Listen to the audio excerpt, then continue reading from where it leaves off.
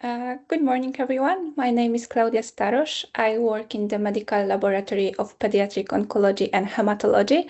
I am also a PhD student at the Department of Genetic Predisposition to Cancer at the Medical University of Łódź. My professional and scientific interests focus on childhood acute lymphoblastic leukemia, with a particular focus on B-cell leukemia. And today I would like to share with you the applications and potential of optical genome mapping in the context of leukemia. As I mentioned, I work at the Medical Laboratory of Pediatric Oncology and Hematology, and our laboratory serves as a reference center for children with leukemia, providing comprehensive analysis. And this includes minimal residual disease monitoring as well as leukemia profiling using microarrays and RNA sequencing. In addition, our laboratory has an active and broad research programs, including projects assessing genetic predisposition to cancer, and we also support the clinical evaluation of patients with acquired immune deficiencies, as well as other genetic disorders and syndrome. This slide presents the main molecular testing in acute lymphoblastic leukemia. So traditionally, we rely on classical karyotyping and FISH, which allow detection of large chromosomal abnormalities and recurrent translocations, but with limited resolution. Microarrays enable genome-wide detection of copy number alterations, including clinically relevant deletions such as AKZF1, but they cannot detect balanced structural variants. RNA sequencing is routinely used to identify gene fusions. However, it is expression-dependent and may miss complex genomic rearrangements. Together, these methods provide valuable information, but each captures only part of the genomic landscape. One of the key tests in leukemia is the IKZF1 plus profile, which helps determine the risk category and treatment group. It is defined as a deletion of IKZF1 co-occurring with at least one additional deletion in CDKN2A, CDKN2B, PAX5, or the PAR1 region in the absence of ERG deletion. Importantly, IKZF1 plus is associated with a poor outcome in BLL. On this slide, we can see a direct comparison between microarray analysis and optical genome mapping in detecting deletions in BLL.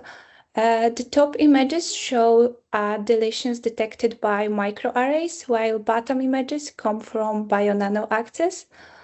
And when we compare these two methods side by side, we can see that the size of detected deletions are very similar, indicating that OGM is highly concordant with microarray results for this type of alteration.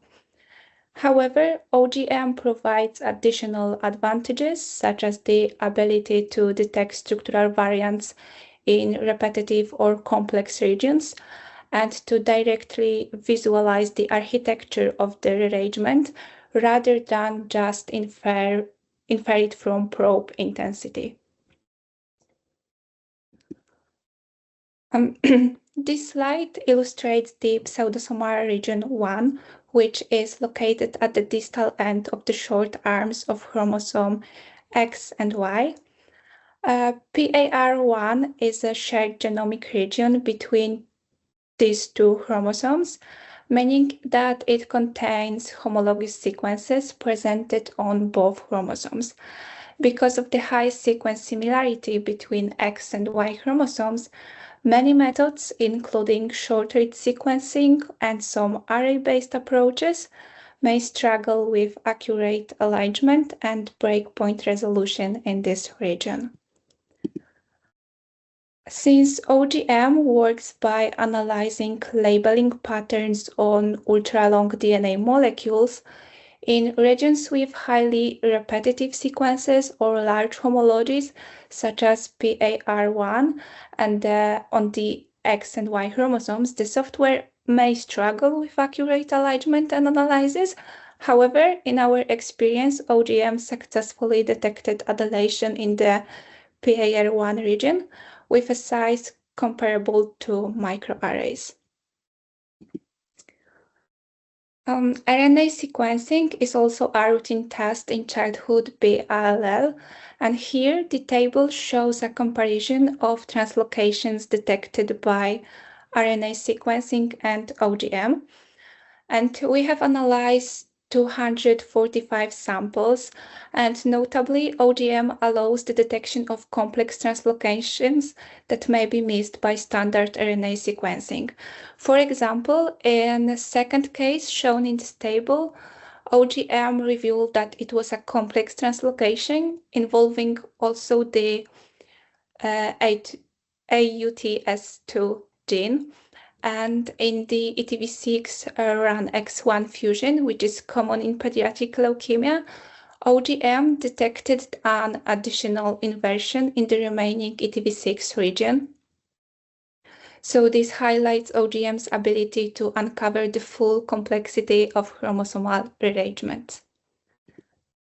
The IGH locus is extremely repetitive, containing VDJ segments and class switch regions. This locus is also subjected to intense somatic recombination, which can complicate structural variant detection using conventional methods. The IGH locus, located in chromosome 14, is one of the most complex regions in the human genome, and because of these features, this locus is extremely challenging to analyze using standard sequencing or cytogenetic methods. This is where OGM shows its strength. OGM allows us to visualize ultra-long DNA molecules, making it possible to detect translocations, deletions, or complex rearrangements involving the IGH locus that would otherwise be difficult or impossible to detect. And now I would like to briefly present a case study. The sample originated from a 6-year-old boy in whom peripheral blood analysis revealed marked leukocytosis with a strong predominance of eosinophils, accounting for approximately 78% of nucleated cells. Importantly, the leukemic population was very small, representing only about 4% of all nucleated cells. There was no reported family history of hematological disorders or malignancies.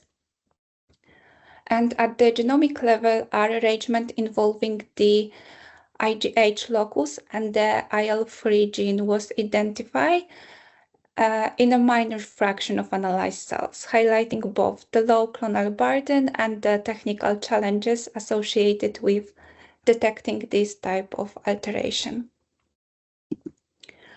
However, despite the low leukemic burden, OGM confirmed the IGH-IL-3 fusion. No additional pathogenic chromosomal aberration were detected by karyotyping or OGM, but RNA sequencing identified a likely pathogenic frameshift duplication in the PAX5 gene. And the visualization shows interchromosomal translocation between IL-3 and IGH with chromosome 14 in green top bar and chromosome 5 in green, the bottom one, and the patient's DNA in blue. IGH-IL-3 rearrangement leukemia presents several challenges such as low percentage of blasts in the bone marrow, difficulty distinguish from reactive hypereosinophilic syndromes, limited detection with classical cytogenic or short-read RNA sequencing. Our case demonstrates that OGM can detect IGH-IL-3 translocation, supporting its use as a powerful tool. This is the first reported case of IgH-IL-3 B-cell leukemia developing on a background of PAX5-related cancer predisposition syndrome, offering new insights into leukemogenesis. OGM also allows detection of more complex genome arrangements, including chromotrypsis, chromoanasynthesis, and chromoplexy.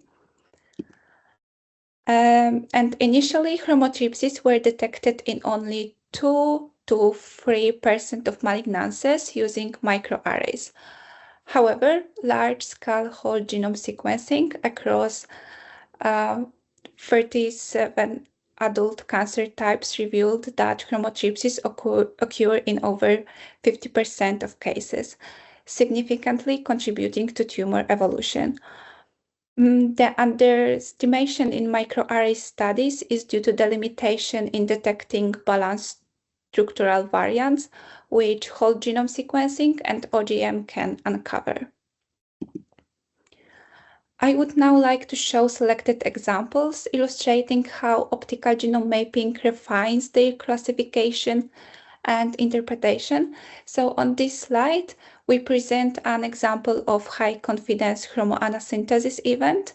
On the right-hand side, you can see the microarray profile, which already suggested a highly complex genomic event and allowed classification as high confidence based on copy number patterns. On the left, the circle plot generated by OGM provides a much more detailed view of the underlying genomic architecture. Optical genome mapping resolves the exact structure of multiple rearrangements, confirming the complexity of this event. Here we shown an example of chromotrypsis involving chromosomes 15 and 20. Using OGM, we were able to precisely map inter- and intrachromosomal arrangements, revealing a highly complex pattern that would be very difficult to reconstruct using copy number-based methods alone. And this example highlights OGM's strength in dissetting the structure of catastrophic genomic events, particularly when multiple chromosomes are involved. And in this case of ALL, a chromotryptic pattern was initially detected by microarrays, but based on copy number data alone, it was classified as low confidence. And after applying optical genome mapping, additional structural variants were identified, which were not visible in the microarray data, and as a result, the event were reclassified as medium confidence, reflecting a more accurate representation of the underlying genomic complexity. And this example clearly demonstrates that OGM provides higher sensitivity for complex genome architecture, enabling not only detection, but also more precise classification of catastrophic genomic events. To sum up, optical genome mapping enables comprehensive detection of IKZF1 alterations as a routine part of BLL profiling. OGM allows identification of complex chromosomal translocations that may be missed by target sequencing. And by providing genome-wide high-resolution structural variant analysis, OGM offers a broader and more integrated view of the genome, enhancing research potential. And to conclude, I would like to briefly highlight our national OGM user community in Poland. We have established regular user group meetings that brings together laboratories working with OGM, allowing us to share experience, discuss challenges, and work together on data analysis. These meetings include presentations, discussions, and input from European speakers, which help us align our work with international standards.